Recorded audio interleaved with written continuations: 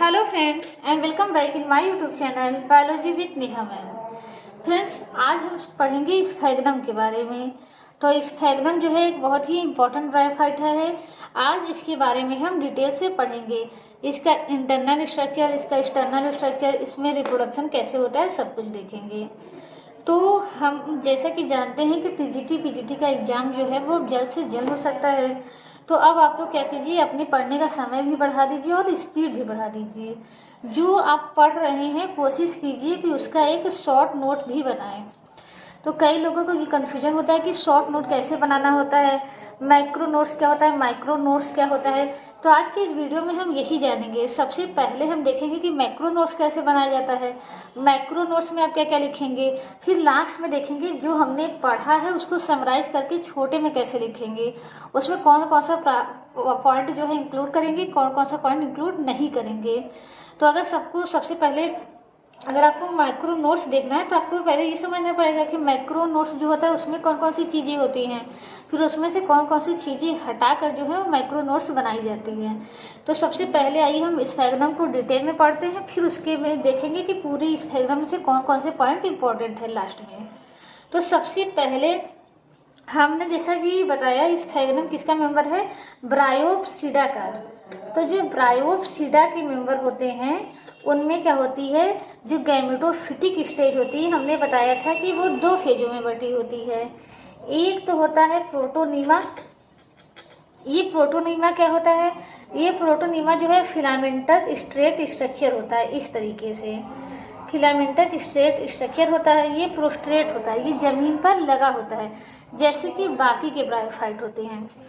लेकिन फिर उसी पर, इस प्रोटोनीमा पर ही क्या होता है, एक इरेक्ट स्ट्रक्चर निकलता है जिसमें क्या होता है, स्टेम भी होती है, लीफ भी होती है। यानी सबसे पहले स्पोर जर्मिनेट करके क्या बनाते हैं, प्रोटोनीमा बनाते हैं। फिर इस प्रोटोनीमा पर ही क्या ओरिजिनेट होता है, एक लीफी स्ट्रक्चर ओरिजिनेट होता है। इस लीफी स्ट्रक्चर को ही हम क्या कहते हैं, गैमेटोफोर कहते हैं। तो पहले क्या होगा, प्रोटोनीमा होगा, और प्रोटोनीमा पर कौन ओरिजिनेट होगा, गैमेटोफोर। तो यानी दो स्टेजेस होती हैं। जो गैमेटोफेज स्टेज होती है वो दो भागों में या दो फेज में डिवाइड होती है। पहली बनती है प्रोटोनीमा स्टेज और दूसरी होती है लीफी स्टेज। लीफी स्टेज, और इसी लीफी स्टेज को ही हम क्या कहते हैं, गैमेटोफोर कहते हैं। तो ये प्रोटोनीमा जो होती है वो प्रोटोनीमा फेज जो होती है बस कुछ समय के लिए होती है। बाद में ये प्रोटोनीमा फेज जो होती है सड़ गल करके नष्ट हो जाती है। बचता क्या है, हमारे पास गैमेटोफाइट बचता है। इसी गैमेटोफाइट में ही क्या होते हैं, स्टेम होते हैं। स्टेम पर क्या लगी होती है, लीफ लगी होती हैं। तो हमें जो स्टडी करनी होती है वो गैमेटोफोर की करनी होती है, क्योंकि गैमेटोफोर ही क्या है, मेन प्लांट बॉडी होता है। प्रोटोनीमा क्या होती है, एक प्रोस्टेट स्ट्रक्चर होती है जो कुछ समय के लिए बनती है, बाद में नष्ट हो जाती है। गैमेटोफोर ही मेन प्लांट बॉडी होता है, इसी पे ही सेक्स ऑर्गन बनते हैं, इसी का ही हमें स्ट्रक्चर देखना है।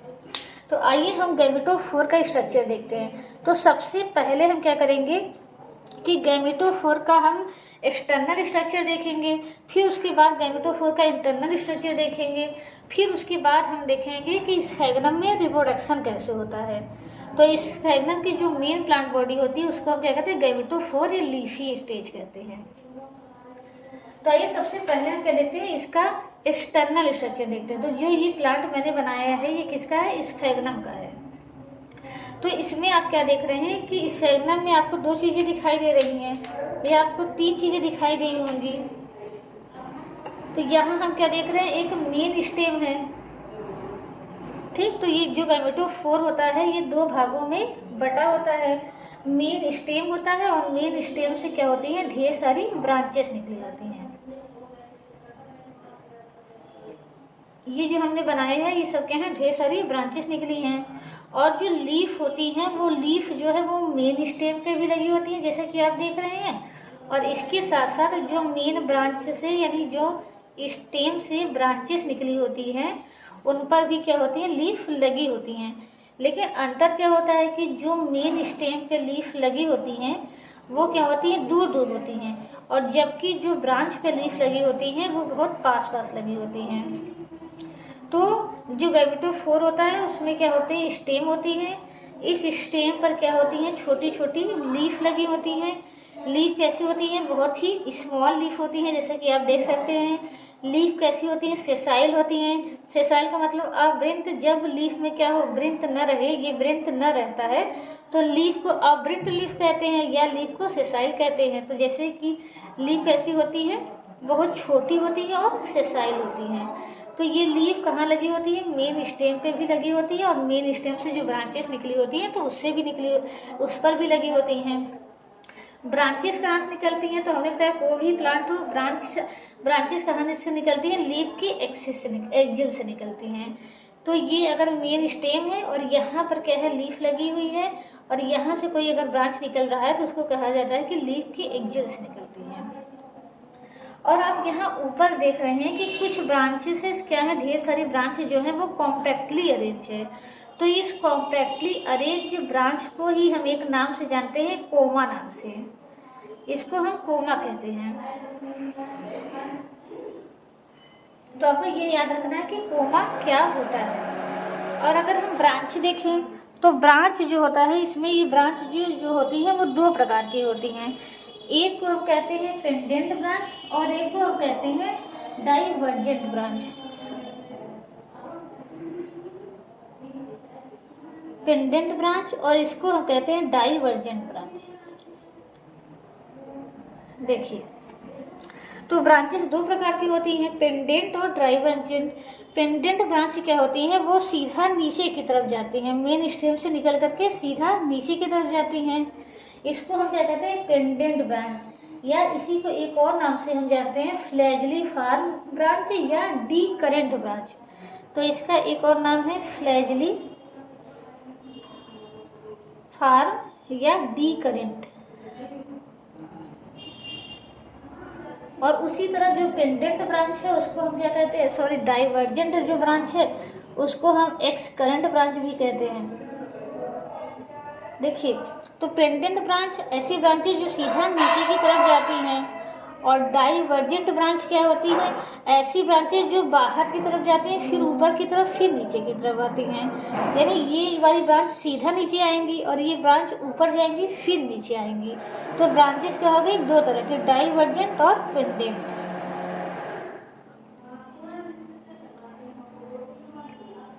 अब ये उसका हो गया किसका, एक्सटर्नल स्ट्रक्चर। एक्सटर्नल स्ट्रक्चर में हमें तीन चीज़ें दिखाई देती हैं, स्टेम जिसपे लीफ लगी होती है, ब्रांचेस जिसपे भी लीफ लगी होती है। ब्रांचेस ऊपर की तरफ कॉम्पैक्टली अरेंज होती हैं जिसको कोमा कहते हैं। इसके अलावा हम देखते हैं ब्रांचेस दो प्रकार की होती हैं, डाइवर्जेंट और पेंडेंट। दोनों का मतलब हमने देख लिया है। अब आइए हम इसका इंटरनल स्ट्रक्चर देखते हैं। इंटरनल स्ट्रक्चर किसका देखेंगे, स्टेम का देखेंगे और लीफ का देखेंगे। तो जब हम स्टेम का स्ट्रक्चर देखते हैं तो हमको देखते हैं कि ये जो स्टेम होता है इसके इंटरनल स्ट्रक्चर देखते हैं तो ये तीन भागों में बटा होता है, कॉर्टेक्स, प्रोजेनकाइमा और सेंट्रल सिलेंडर। तो ये सबसे बाहर का जो रीजन होता है ये एपिडर्मिस इसको कहते हैं। एपिडर्मिस के नीचे जो होता है वो कॉर्टेक्स होता है,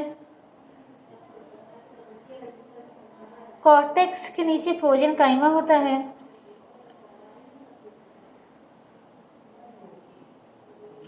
और प्रोजेनकाइमा के नीचे होता है सेंट्रल सिलेंडर यानी सेंट्रल पार्ट। तो देखिए, इसमें आपको ज़्यादा याद नहीं रखनी, सबसे जो किसी भी स्टेम होता है उसके बाहर जो कवरिंग होती है वो एपिडर्मिस ही होती है। एपिडर्मिस के अंदर कॉर्टेक्स होता है। तो यहाँ बस आपको एक पॉइंट याद रखना है कि जो कॉर्टेक्स की सेल्स होती हैं वो कैसी होती है, इनका प्रोटोप्लास्ट जो होता है वो सूख जाता है, ये निर्जीव हो जाती हैं। और जो प्रोजेनकाइमा होता है उसके अंदर पाई जाती है और किसकी बनी होती है, प्रोजेनकाइमा सेल्स की बनी होती हैं। जो सेंट्रल सिलेंड्रिकल होता है वो किसका बना होता है, पैरेन्काइमा का। अब देखिए, होता क्या है कि कुछ कॉर्टिकल सेल्स जो होती हैं वो इस तरीके से एक बॉटल शेप्ड स्ट्रक्चर में परिवर्तन हो जाता है उनका। और ये बॉटल शेप्ड स्ट्रक्चर क्या करती हैं कि पानी को स्टोर करने का कार्य करती हैं। तो इनको एक स्पेशल नाम दिया गया है, रिटॉर्ट सेल। ये पूछा जाता है कि रिटॉर्ट सेल जो है वो किसमें पाया जाता है। तो रिटॉर्ट सेल आप जानते हैं स्फैग्नम में पाया जाता है। तो अगर आपसे पूछा जाए रिटॉर्ट सेल किस में पाया जाता है, तो स्फेग्नम में।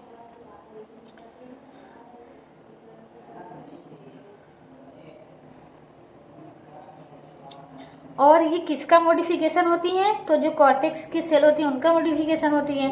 इनका क्या फंक्शन होता है, तो ये पानी को स्टोर करने का कार्य करती हैं। तो इतना आपको जानना है इसके इंटरनल स्ट्रक्चर में कि जो स्टेम का अगर हम टीएस काटते हैं तो सबसे बाहर हमें एपिडर्मिस दिखाई देती है, एपिडर्मिस के अंदर कॉर्टेक्स दिखाई देता है। कॉर्टेक्स की सेल्स निर्जीव होती हैं, कुछ जो होती है रिटॉर्ट सेल में बदल जाती है और पानी को स्टोर करने का कार्य करती है। उसके अंदर फ्रोजन काइमा पाया जाता है जो कि फ्रोजन काइमा सेल का बना होता है। उसके अंदर सेंट्रल सिलेंड्रिकल पाया जाता है जो कि पैरेन्काइमा सेल का बना होता है। तो ये स्ट्रक्चर कब देखेंगे, जब हम किसी ब्रांच या किसी स्टेम का टीएस काटेंगे। तो अब आइए हम लीफ का इंटरनल स्ट्रक्चर देखते हैं।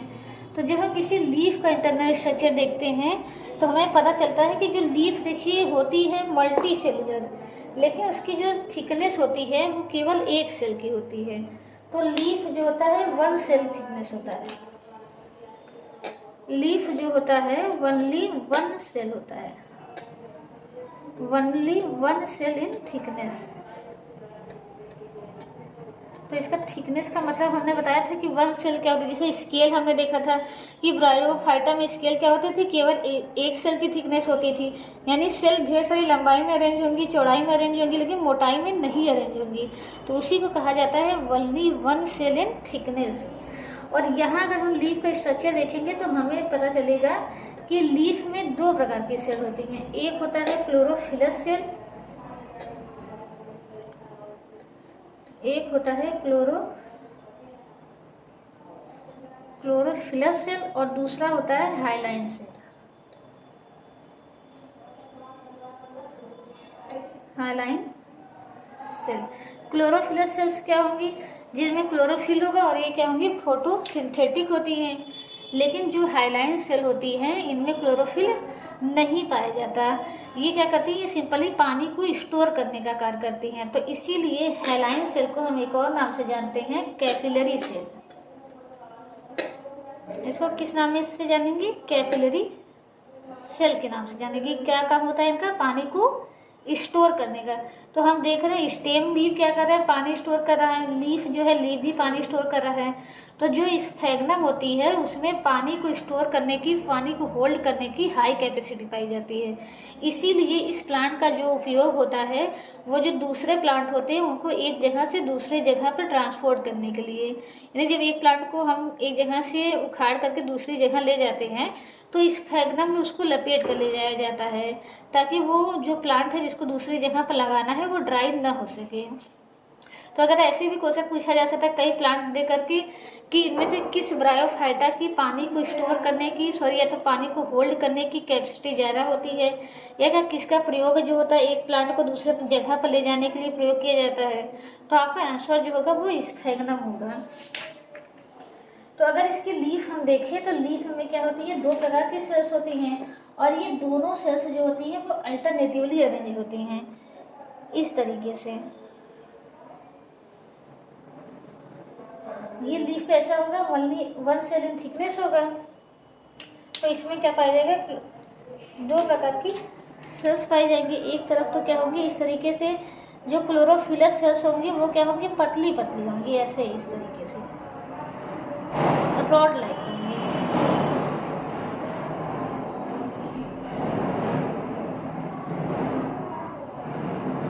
वो इस तरीके से जाल में अरेंज होंगी और उनके बीच बीच में क्या पाया जाएगा, ये सेल्स पाई जाएंगी। तो ये जो रॉड शेप हमने सेल बनाए हैं इनके अंदर क्या होगा, क्लोरोफिल पाया जाएगा।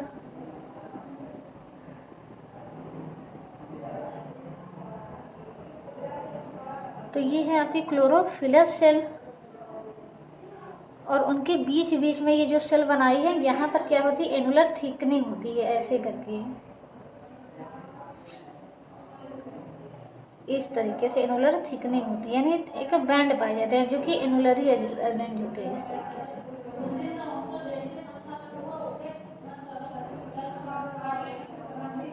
ठीक, तो ये बीच बीच में क्या कर रहे हैं, पहले क्या होंगी, हाइलाइन सेल होंगी, फिर क्लोरोफिलस सेल, फिर हाइलाइन सेल, फिर क्लोरोफिलस सेल। तो ये दोनों सेल क्या होती है, अल्टरनेटिवली अरेंज होती हैं। तो ये क्या है, लीफ का इंटरनल स्ट्रक्चर। तो जब हम देखते हैं कि लीफ दो प्रकार की सेल से बनी होती है, एक क्लोरोफिलस सेल और एक हाइलाइन सेल। हाइलाइन सेल क्या होती है, अपेक्षाकृत कुछ चौड़ी होती है और इनमें क्या होता है, थिकनिंग बैंड पाया जाता है। थिकनिंग बैंड किस लिए होता है, पत्ती को सहारा देने के लिए। तो यहाँ तक हमने क्या देखा, स्फेग्नम का एक्सटर्नल और स्फेग्नम का इंटरनल स्ट्रक्चर देखा। तो आइए अब हम देखते हैं कि इसमें रिप्रोडक्शन कैसे होता है।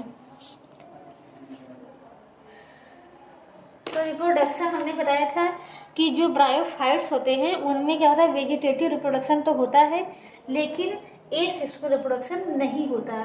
तो इसमें जो वेजिटेटिव रिप्रोडक्शन होता है वो स्पेशल होता है, वो किसी में नहीं होता, उसको नाम दिया गया इनोवेशन। तो वेजिटेटिव रिप्रोडक्शन अगर पूछ लिया जाए किसमें इनोवेशन के द्वारा होता है, तो स्फेग्नम में होता है। देखिए स्फेग्नम आपके सिलेबस में है, लेकिन स्फेग्नम से अब तक जो है वो बहुत ही कम क्वेश्चन पूछे गए हैं। बस ये पूछा गया है कि रिटॉर्ट सेल किसमें पाई जाती है, या कभी कभी ये पूछ लिया जाता है कि बॉग मॉस या पीट मॉस किसे कहते हैं। बॉग मॉस या पीट मॉस किसे कहते हैं। तो पीट मॉस या बॉग मॉस जो होता है वो भी हम स्फेग्नम को ही कहते हैं। क्यों कहते हैं, क्योंकि ये जो स्फेग्नम होती है ये जहाँ पर ग्रो करती है, ये जहाँ पर ग्रो करती है वहाँ कुछ ऐसा एसिड वो रिलीज करती है कि उस वाटर में जितने भी बैक्टीरिया होते हैं, फंजाई होते हैं और कुछ अदर जो छोटे मोटे जीव होते हैं उनकी ग्रोथ को भी रोक देती है। तो अगर कोई तालाब है, उस तालाब में क्या होगा, बैक्टीरिया ग्रो नहीं करेगी, फंजाई ग्रो नहीं करेगी, तो सोचिए क्या होगा। होगा यह कि बैक्टीरिया और फंजाई हम जानते हैं कि डीकम्पोजर होते हैं। डीकम्पोजर का मतलब है कि कोई भी जो कंपाउंड होगा, लार्ज कंपाउंड होता है, उसको ये कंपोज कर देती हैं, उसको विघटित कर देती हैं उसके कंपोनेंट में। तो अब क्या होगा कि यहाँ पर डीकम्पोजिशन का प्रोसेस नहीं होगा, तो जो मलबा रहेगा तो वो क्या होता है, इकट्ठा होता जाता है। इकट्ठा होते होते वो क्या बना लेता है कि पीट बना लेता है, एक ब्लैक कलर का ठोस धीरे धीरे बनने लगता है इस तरीके से। क्योंकि अब क्या हो रही, चीज़ें नष्ट नहीं हो रही हैं। तो जैसे हम कहीं भी कूड़ा फेंक करके चले आते हैं, तो या फिर हम देखते हैं कि नदियों में नाली का पानी बहता है, तो वो नाली का पानी कुछ समय बाद हम देखते हैं आगे चल कर के साफ हो जाता है। तो साफ होता है जो डीकम्पोज हो जाता है, लेकिन जब डीकम्पोज नहीं होगा तो कचरा धीरे धीरे इकट्ठा होता जाएगा और किस में बदल जाएगा, पीट में बदल जाएगा। पीट क्या होता है, आप सबसे जानते हैं कि सबसे निम्न कोटि का कोयला होता है। तो जहाँ पर ये रहती है वहाँ पर डीकम्पोजिशन नहीं होता और धीरे धीरे पीट का फॉर्मेशन होने लगता है। पीट यानी निम्न कोटि का कोयला, जो कार्बन रिच होगा। तो कोयले में जाने सी बात है कार्बन ज़्यादा मात्रा में होंगे, तो इसीलिए हम स्फेग्नम को क्या कहते हैं, पीट मॉस कहते हैं।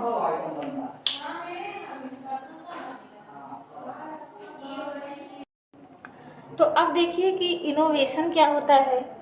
इनोवेशन का मतलब होता है कि जैसे जो हमने मेन स्टेम देखा, तो मेन स्टेम से कुछ ब्रांचेस ऐसे निकलती रहती हैं। ये जो नॉर्मल ब्रांचेस होती हैं उससे कुछ स्ट्रॉन्ग होती हैं लेकिन बहुत छोटी होती हैं। अब देखिए ये स्फेग्नम की खासियत ये होती है कि स्फेग्नम का जो मेन स्टेम होता है वो होता है ब्रांच ऑफ अनलिमिटेड ग्रोथ। तो ये ऊपर से तो जो है कंटिन्यूअस बढ़ता रहता है, लेकिन नीचे से क्या होता है, ये प्लांट नष्ट होता रहता है। तो एक समय ऐसा आएगा कि ये जो स्मॉल ब्रांच बना है, जिसको हमने नाम दिया है इनोवेशन का, जिसको हमने क्या नाम दिया है, इनोवेशन का नाम दिया है। तो ये क्या होगा, जब नीचे से प्लांट नष्ट होता जाएगा तो एक समय ये आएगा कि ये इनोवेशन जो बना है वो मेन प्लांट से अलग हो जाएगा और ये नए पौधे को जन्म देगा। इसी को कहा जाता है इनोवेशन द्वारा वेजिटेटिव रिप्रोडक्शन। फिर से वह समझते हैं इनोवेशन क्या होता है कि जो मेन स्टेम होती है, मेन स्टेम से एक छोटी सी ब्रांच निकलती है जो नॉर्मल ब्रांच से ज़्यादा स्ट्रॉन्ग होती है। नीचे का पार्ट जब धीरे धीरे नष्ट होता है तो ये जो इनोवेशन यानी छोटी सी ब्रांच है वो मेन ब्रांच या मेन स्टेम से अलग हो जाती है और अलग होकर के ये नए पौधे को जन्म देती है। इसी को कहा जाता है इनोवेशन। तो स्फेग्नम जो है वो नीचे से नष्ट होता जाता है और ऊपर से बढ़ता जाता है। और जो इससे ब्रांचेस निकलती है वो होती है ब्रांचेज ऑफ लिमिटेड ग्रोथ। जो मेन स्टेम होता है वो होता है ब्रांच ऑफ अनलिमिटेड ग्रोथ। तो उसको भी आप नोट कर लीजिएगा अगर नहीं किए हैं तो इस तरीके से हमने इसमें देखा कि वेजिटेटिव रिप्रोडक्शन कैसे होता है। तो अब आइए इसमें हम देखते हैं कि सेक्सुअल रिप्रोडक्शन कैसे होता है। देखिए, तो इसका सेक्सुअल रिप्रोडक्शन जो है वो कुछ खास है। खास क्यों है? क्योंकि अब तक जो हमने पढ़ा रिक्सिया का पढ़ा, तो रिक्सिया से भी ज़्यादा थोड़ा एडवांस है। तो यहाँ तो आपको बहुत सी टर्मिनोलॉजी मिलेगी। तो देखिए, पहले तो यहाँ पर क्या होगा कि जो सेक्स ऑर्गन बनेंगे वो उनके लिए एक ब्रांचेस भी होगी। एंथ्रीडिया जो है वो एंथ्रीडियल ब्रांच पे बनेगा और जो आर्चिगोनिया है वो आर्चिगोनियल ब्रांच पे बनेगा। तो आइए उसका हम देखते हैं। तो सबसे पहले क्या होगा, एक ब्रांच होगी। इस ब्रांच को हम क्या कहेंगे? एंथ्रीडियल ब्रांच कहेंगे। देखिए, हम कितना भी कोशिश कर लें लेकिन शोर आ ही जाता है, क्योंकि हम जहाँ रहते हैं वहाँ बहुत से लोग रहते हैं और कोशिश यही करते हैं कि ऐसे टाइम पे वीडियो बनाएं, लेकिन जब ज़्यादा शोर ना आए, लेकिन कोई ना कोई शोर कर ही देता है।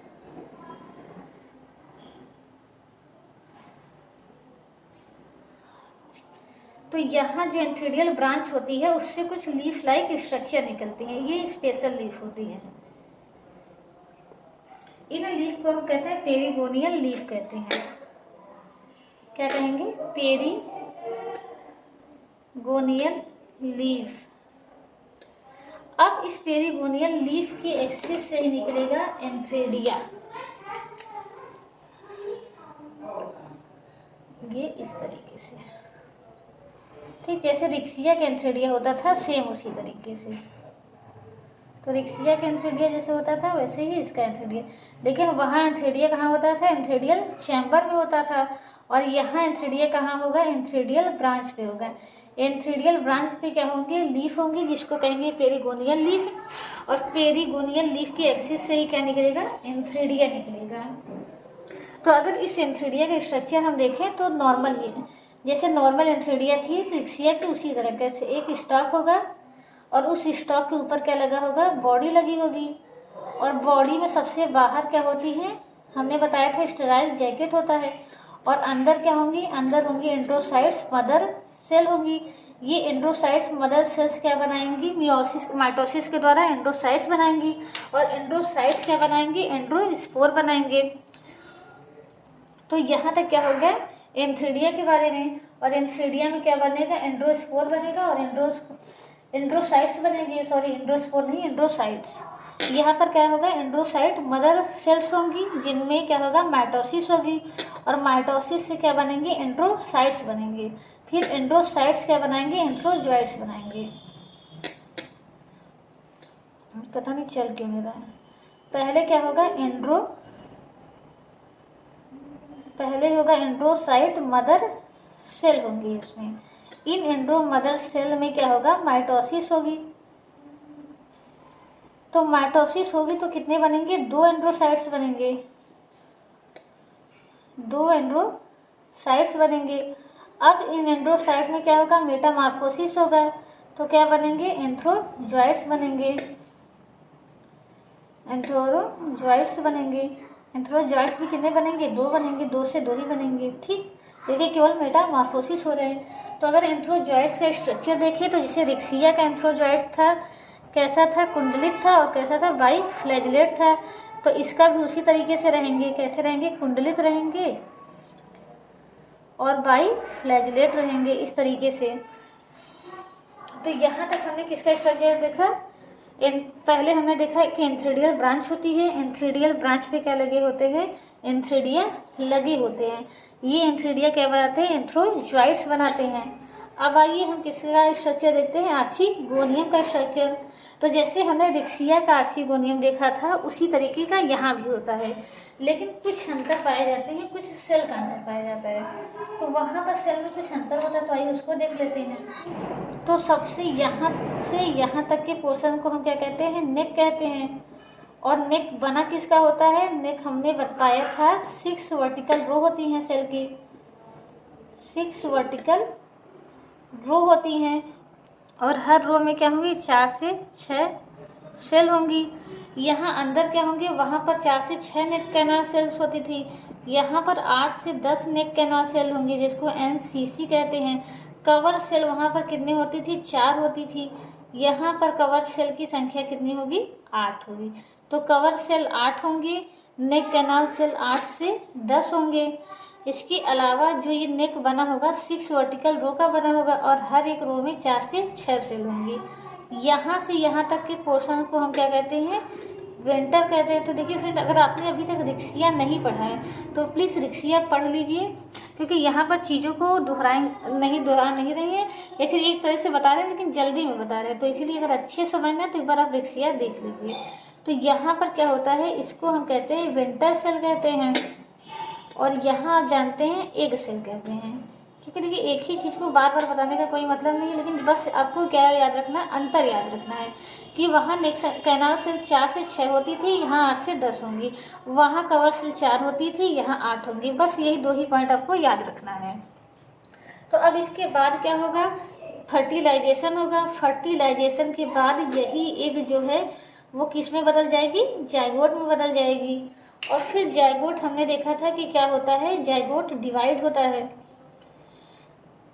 तो सबसे पहले क्या होता है कि जब जाइगोट बन जाता है, जो ये वेंटर वॉल होती है ये क्या बना लेती है, कैलिप्ट्रा बना लेती है। जाइगोट के बाहर क्या होती है, एक प्रोटेक्टिव कवरिंग बना लेती है। ये एक बार और डिवाइड होगी और डिवाइड होकर के क्या बना लेगी, कैलिप्ट्रा। कैलिप्ट्रा कैसी होती है, डबल लेयर भी हो सकती है, ट्रिपल लेयर भी हो सकती है। तो एक बार और डिवाइड होगी और डिवाइड होकर के एक प्रोटेक्टिव कवरिंग बना लेगी जिसको हम क्या कहेंगे, कैलिप्ट्रा। तो ये आपका क्या हो गया, जाइगोट हो गया फर्टिलाइजेशन के बाद। और यहाँ क्या बन गया, कैलिप्ट्रा बन गया।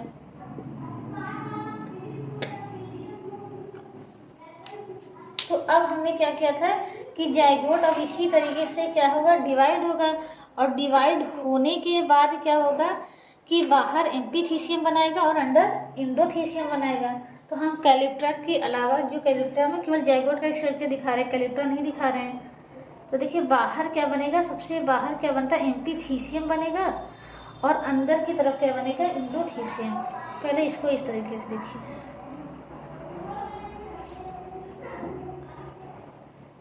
तो जाइगोट बनेगा, जाइगोट डिवाइड होकर के बाहर की तरफ क्या बना लेगा, एम्पीथीसियम और अंदर की तरफ इंडोथीसियम।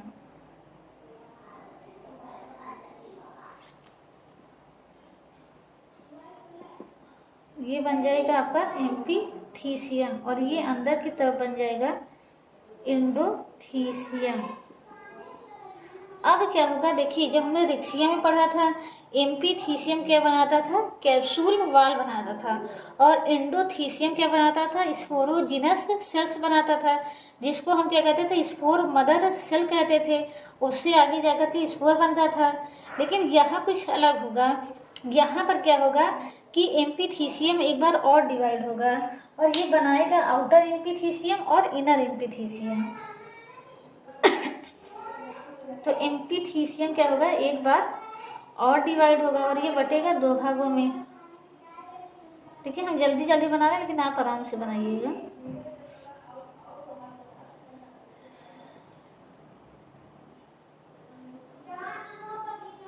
ठीक, तो एक बन जाएगा क्या, आउटर एम्पीथीसियम, आउटर एम्पीथीसियम, इनर एम्पीथीसियम। ठीक, और सबसे अंदर क्या बन जाएगा, इंडोथीसियम।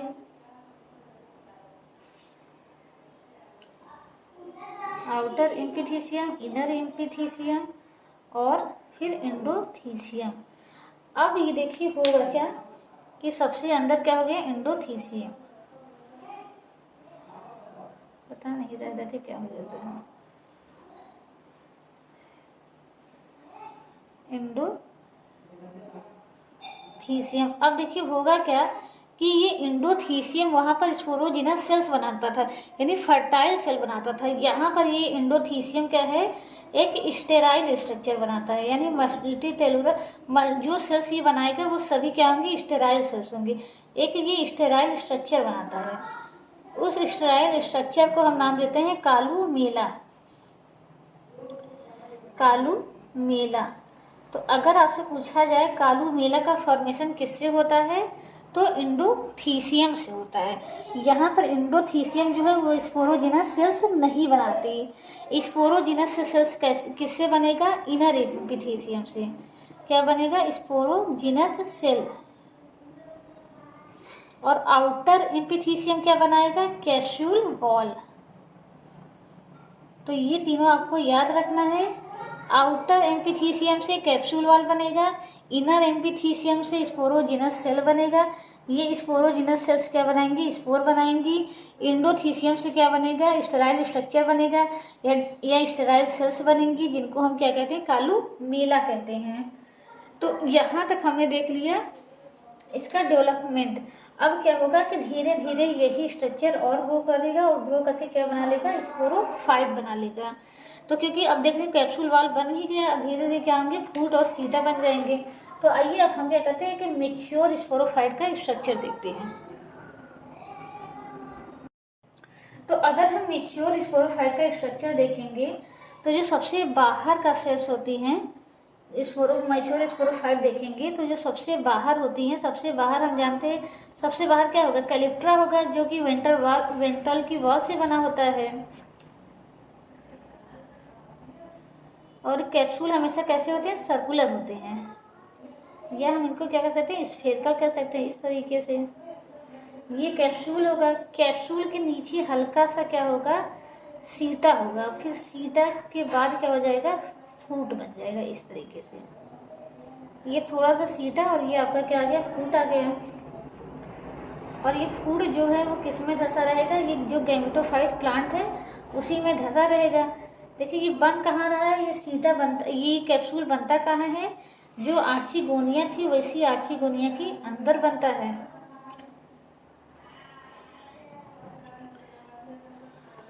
ठीक। और आर्चिगोनिया जो होती थी, हम ये चीज़ नहीं बताए थे कि जो आर्चिगोनिया हमने देखा बनी थी, ये आर्चिगोनिया जो बनी थी, तो आर्चिगोनिया भी क्या होती है, एक ब्रांच बनती है जिससे आर्चिगोनियल ब्रांच कहते हैं। लेकिन अंतर क्या होता है कि जो एंथ्रेडिया बना था, वो एंथ्रेडिया कहाँ बना था, जो एंथ्रेडियल ब्रांच थी उसके एक्जेल से निकलता था, किनारे से, लीफ की एक्जेल से। लेकिन जो आर्चिगोनिया होती है, जो आर्चिगोनियल ब्रांच होता है उसके एपेक्स पर होती है। तो ये आर्चिगोनियल ब्रांच होंगी, आर्चिगोनियल ब्रांच होंगी। आर्चिगोनियल ब्रांच के एपेक्स पर क्या लगी होंगी, आर्चिगोनिया लगी होंगी। आर्चिगोनिया के अंदर क्या रहेगा, पहले एग रहेगा, फिर यहीं के पर क्या बन जाएगा, जाइगोट बन जाएगा।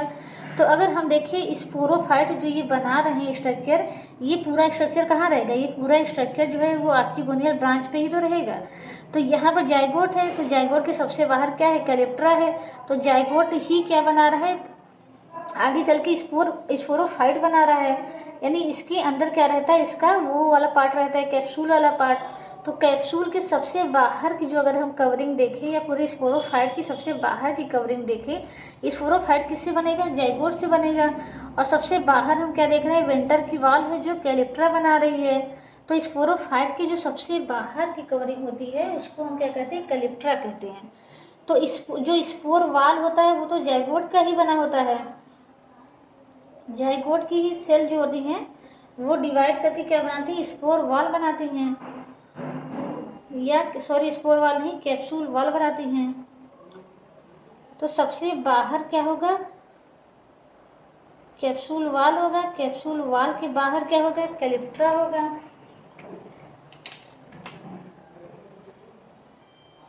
कैलिप्ट्रा इस तरीके से।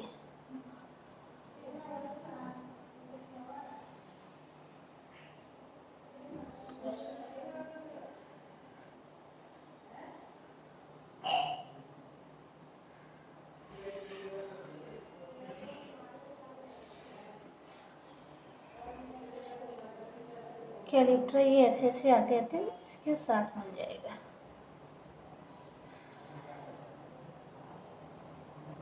ठीक।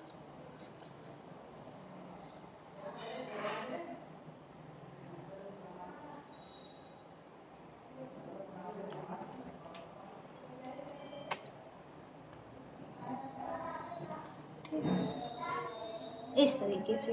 तो सबसे बाहर क्या हो गया, सबसे बाहर हम देख रहे हैं कैलिप्ट्रा हो गया, सबसे बाहर कैलिप्ट्रा। कैलिप्ट्रा के अंदर कैप्सूल वाल हो गया। अब कैप्सूल वाल, तो ये पूरा यहाँ से यहाँ तक का स्ट्रक्चर जो है, यहाँ से यहाँ तक के स्ट्रक्चर को हम पूरे को कैप्सूल कहते हैं। ये जो आप देख रहे हैं यहाँ से यहाँ तक का पूरा स्ट्रक्चर कैप्सूल हो गया। ये जो ये पार्ट है, थोड़ा सा ही पार्ट है, इसको फूट बोलते हैं, जो कि बहुत थोड़ा सा ही, इसमें वेल डेवलप नहीं होता। और ये नीचे का जो बल्बलस पार्ट है, इसको देखते हैं तो इसको सीटा कहते हैं। तो स्पोरोफाइट 3 भागों में बटा होता है, उल्टा हो गया, इसको सीटा कहते हैं, इसको फूट कहते हैं। 3 भागों में बटा होता है, फूट, सीटा और कैप्सूल।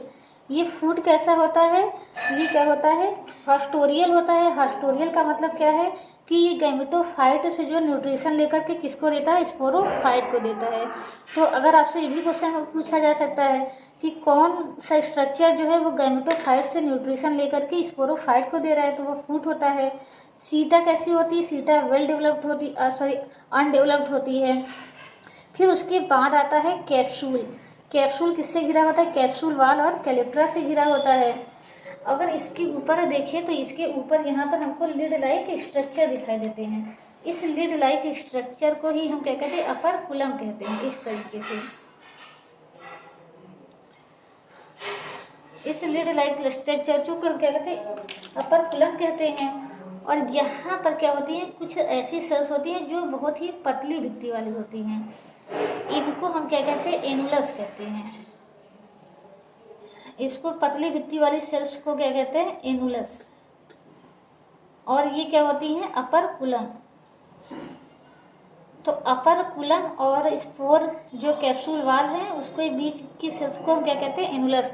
एनुलस क्या होती है, पतली भित्ति वाली होती है। इसके अंदर हम देखिए, अंदर क्या होगा, स्पोर सैक होगा। और स्पोर सैक के अंदर क्या भरे होंगे, ढेर सारे स्पोर भरे होंगे। और यहाँ बीच में हमने बताया कुछ स्टेराइल सेल्स होंगी, और इन स्टेराइल सेल्स को ही हम कहते हैं कालू मेला कहते हैं। क्या होगा, कालू मेला। और ये क्या होगा, स्पोर सैक होगा। स्पोर सैक के अंदर क्या भरे होंगे, स्पोर भरे होंगे, और बीच बीच में दूसरे प्रकार की सेल्स भरी होंगी। तो अगर इस तरीके से हम देखें, जो इसका सीटा होता, स्पोरोफाइट होता है, वो 3 भागों में बटा होता है, फूट, सीटा और कैप्सूल। फूट क्या होता है, हास्टोरियल इन नेचर होता है, यानी ये फूड ऑब्जॉर्व करके गैमेटोफाइट से किसको देता है, स्पोरोफाइट को देता है। हास्टोरियल इन नेचर होता है। सीटा का यहाँ कोई रोल नहीं होता, कोई महत्व नहीं होता। फिर हम आ जाते हैं कैप्सूल। कैप्सूल पे हम देखते हैं कि कैप्सूल वाल होता है। कैप्सूल वाल आगे चल के जो कुछ सेल्स होती हैं वो पतली भित्ति हो जाती हैं, वो छोटी छोटी सेल्स होती हैं, उसको हम क्या कहते हैं, एनुलस कहते हैं। एनुलस के बाद की कुछ सेल्स जो होती हैं वो ढक्कन लाइक स्ट्रक्चर बनाती हैं, जिसको हम क्या कहते हैं, अपर कुलम कहते हैं। अपर कुलम क्या होता है, ढक्कन की तरह इस पूरे स्पोरोफाइट को ढके रहता है। और यहाँ बीच बीच में क्या होंगे, दूसरी सेल्स भरी रहेंगी, तो उनका कोई महत्व नहीं है। तो यहाँ आपको क्या देखना है, बीच में क्या होगा, एक स्ट्राइल स्ट्रक्चर होता है, जिसको हम क्या कहते हैं, कालू मेला कहते हैं। कालू मेला के ऊपर डोम शेप्ड क्या होता है, स्पोर सैक होता है। स्पोर सैक के अंदर क्या होंगे, स्पोर भरे होंगे। और यहाँ आपको एक स्ट्रक्चर देखने को मिलेगा।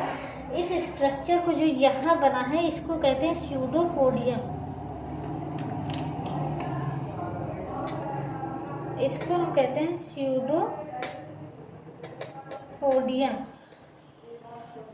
और स्यूडोपोडियम से ये जो स्ट्रक्चर निकला है, इसको कहते हैं वेजिन्यूला। वेजिन्यूला। तो इसको भी समझ लेते हैं कि स्यूडोपोडियम और वेजिन्यूला क्या है। देखिए, स्यूडोपोडियम क्या होता है, हमने बताया कि जो आर्चिगोनिया होती है, आर्चिगोनिया किस पे लगी होती है, आर्चिगोनियल ब्रांच पे लगी होती है। तो इसी आर्चिगोनियल ब्रांच को ही हम क्या कहते हैं, स्यूडोपोडियम कहते हैं। और वेजाइन्यूला क्या होती है, तो आप ये देख रहे हैं ये स्यूडोपोडियम है और जो ये कैलिप्ट्रा है, ये दोनों मिल करके एक स्ट्रक्चर का निर्माण कर रहे हैं। इसी स्ट्रक्चर को हम क्या कहते हैं, वेजिन्यूला कहते हैं। तो स्यूडोपोडियम क्या होता है कि स्यूडोपोडियम जो होता है वो आर्चिगोनियल ब्रांच होता है। इसी आर्चिगोनियल ब्रांच पर पहले क्या लगा था, पहले आर्चिगोनिया थी, अब इसी आर्चिगोनियल ब्रांच पे क्या लग गया, स्पोरोफाइट लग गया है। तो अब आर्चिगोनियल ब्रांच को ही हम क्या कहते हैं, स्यूडोपोडियम कहते हैं। तो ये पूरा स्ट्रक्चर हुआ आपका किसका, स्पोरोफाइट का स्ट्रक्चर हुआ। अब क्या होगा कि स्पोरोफाइट का डेhiscence होगा, ये कैप्सूल जो है वो फटेगी और स्पोर बाहर निकलेंगे और गैमेटोफाइट बनाएंगे। तो देखिए ये फटता कैसे है, तो जो इसका ये कैप्सूल होता है, इस कैप्सूल के बीच बीच में क्या पाए जाते हैं, स्टोमेटा पाए जाते हैं। और ये जो कैप्सूल वाल की जो सेल्स होती हैं ये क्या होती हैं, इनमें क्लोरोफिल पाया जाता है और ये फोटोसिंथेटिक होती हैं। तो ये भी आप याद रखिएगा। तो स्टोमेटा के थ्रू क्या होती है, हवा अंदर आती है। और देखिए ये स्पोरोफाइट, ये कैप्सूल तब फटता है जब तेज धूप रहती है। तो तेज धूप में क्या होता है, हवा तेजी से अंदर आता है और धूप के कारण ये जो होती है अंदर की सेल्स जो होती हैं वो धीरे धीरे सूखने लगती हैं। तो ये जो स्फेरिकल है ये जो स्फेरिकल सेल है ये क्या हो जाता है, ये सिलेंड्रिकल हो जाता है। तो इस तरीके से जब ये सिलेंड्रिकल होगा तो हवा का प्रेशर क्या होगा, इसमें बढ़ेगा। कोई चीज़ अगर उसको दबा करके हम सिलेंड्रिकल करेंगे तो हवा का प्रेशर क्या होगा, उसमें बढ़ेगा और उसको निकलने के लिए कहीं से जगह नहीं मिलेगी। तो आसपास की सेल को क्या करेगी, तोड़ करके बाहर निकलेगी। तो सबसे पतली भित्ती वाली यहाँ सेल कौन सी है, एनुलस है। तो जब यहाँ से एनुलस क्या हो जाएगा, टूटेगा, तो ये अपर कुलम जो ढक्कन है वो क्या हो जाएगा, ये उड़ जाएगा और स्पोर यहाँ पर तेजी से बाहर निकलेंगे। ये स्पोर सैक भी फटेगा और स्पोर तेजी से बाहर निकलेंगे। इसी को कहा जाता है एक्सप्लोसिव मैकेनिज्म। तो यहाँ पर फटने वाला कौन सा मैकेनिज्म होता है,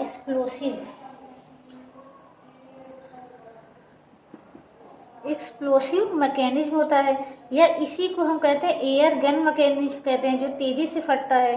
तो अगर आपसे पूछा जाए एक्सप्लोसिव मैकेनिज्म किस में पाया जाता है या एयर गन मैकेनिज्म किस में पाया जाता है, तो स्फेग्नम में पाया जाता है। अब ये स्पोर बाहर निकलेंगे और बाहर निकल के सबसे पहले क्या बनाएंगे, प्रोटोनीमा बनाएंगे, प्रोटोनीमा से फिर गैमेटोफोर बनाएंगे। तो इस तरीके से स्फेग्नम में क्या होता है, रिप्रोडक्शन होता है। तो आइए जो तक अभी तक हमने पढ़ा है उसको एक बार हम समराइज कर लेते हैं। ये हम देखते हैं कि जब हम शॉर्ट नोट यानी माइक्रो नोट्स बनाएंगे तो उसमें कौन कौन सा पॉइंट हम इंक्लूड करेंगे।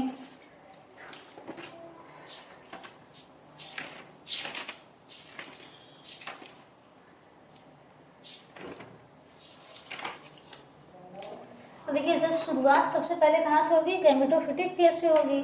तो आप सबसे पहले गैमेटोफिटिक फेज में बस इतना ही ले देंगे कि इसमें दो स्टेज पाई जाती है, एक प्रोटोनीमा स्टेज पाई जाती है और एक क्या पाया जाता है, गैमेटोफोर पाया जाता है। तो बस आप इतने ही चीज लिखेंगे कि उसमें क्या होता है, गैमेटोफोर पाया जाता है। और इसका जो कलर होता है वो पिंक कलर का होता है। पिंक कलर क्यों होता है, इसमें एंथोसियानिन के कारण, एंथोसाइनिन के कारण।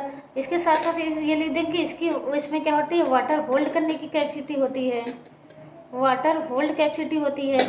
इसको हम बॉग मॉस कहते हैं या इसको हम पीट मॉस कहते हैं। तो इसका नॉर्मल इसके बारे में हो गया। फिर उसके बाद हम इसका क्या देखेंगे, रूट का, इसका हम क्या करेंगे, एक्सटर्नल स्ट्रक्चर देखेंगे। एक्सटर्नल में क्या होता है, स्टेम होता है, लीफ होता है।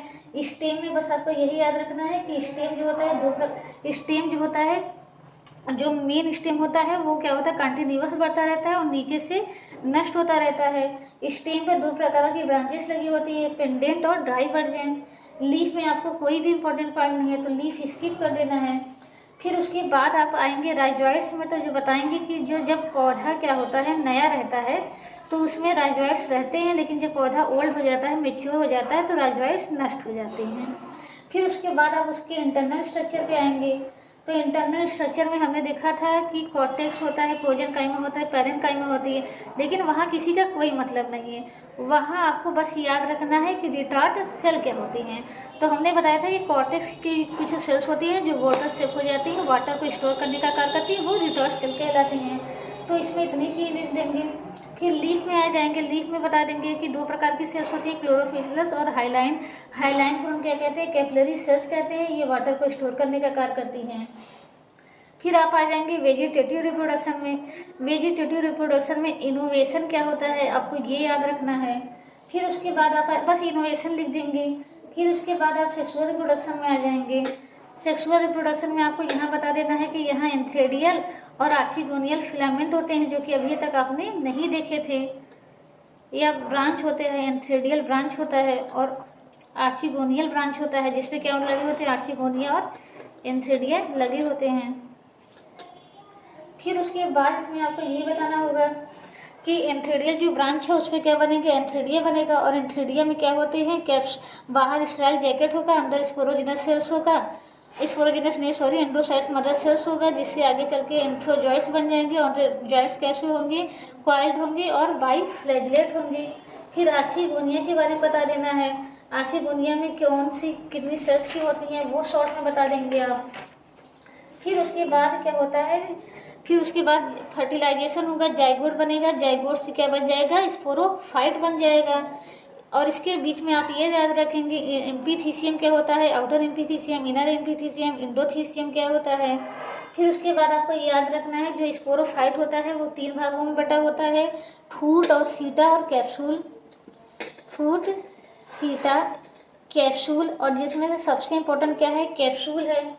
कैप्सूल में आपको याद रखना है कि अपर कुलम क्या होता है, ये अपर लिड लाइक स्ट्रक्चर होता है ढक्कन की तरह। फिर एनुलस क्या होता है, एनुलस जो होता है वो स्पोर के डिस्पर्जल में मदद करता है। डिस्पर्जल मतलब बिखरने के। ये आपसे क्वेश्चन पूछा जाता है कि किसमें जो है एनुलस पाया जाता है जो स्पोर के डिस्पर्जल में मदद करता है। स्पोर का डिस्पर्जल मतलब स्पोर के बिखरने में, क्योंकि एनुलस ही टूटता है जिसकी वजह से पूरा स्पोर बिखर जाते हैं हर जगह। कैलिट्रा क्या होता है ये याद रखना है। कैप्सूल वाल क्या होता है, कालुमेला क्या होता है, स्यूडोपोडियम क्या होता है, वेजाइनुला क्या होता है। तो इस तरीके से एक लिस्ट बना देते हैं। फिर उसके बाद आ जाएगा आपका डेहिसेंस ऑफ कैप्सूल आ जाएगा। तो डेहिसेंस ऑफ कैप्सूल क्या होगा, यहाँ पर 2 ही चीज याद रखनी है, एयर गन मैकेनिज्म होता है और ये मेथड कैसा होता है, एक्सप्लोसिव होता है। फिर उसके बाद स्पोर बनेगा, स्पोर से प्रोटोनिमा बनेंगी, प्रोटोनिमा से क्या हो जाएगा, गैमेटोफोर बन जाएगा। तो इस तरीके से आपका आज स्फेग्नम जो है वो पूरी तरीके से कंप्लीट हो गया है। तो ये वीडियो अगर आपको फ्रेंड्स समझ में आया है तो प्लीज़ वीडियो को लाइक कीजिए और मेरे चैनल को सब्सक्राइब कीजिए। Thank you so much.